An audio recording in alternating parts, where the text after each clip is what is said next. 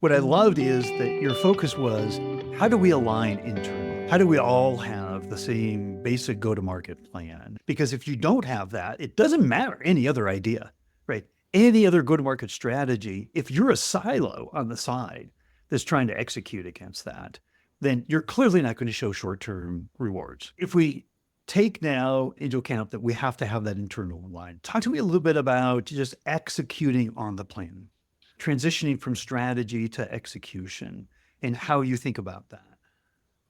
Yeah, I think this transition is important because we've assumed in the transitioning strategy that we've also got the biggest thing that we all forget about is budget.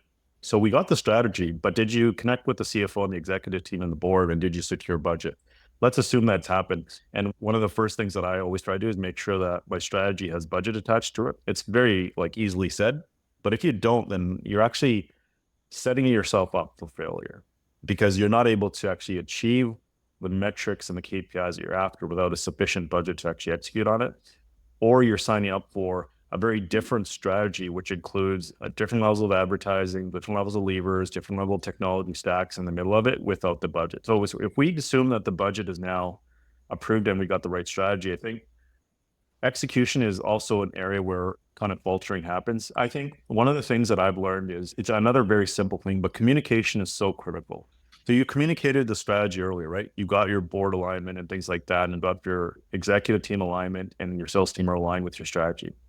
The next big communication piece is building that roadmap, which is the overall progress, the momentum, the roadblocks, the KPIs, the successes, and the CMO really owning that week to week, month to month, and sharing that information to show how we're progressing. Because that is clearly what the CFO and the CEO and the board are watching is my budget now being executed. And is it actually having traction? So I think that's a major one.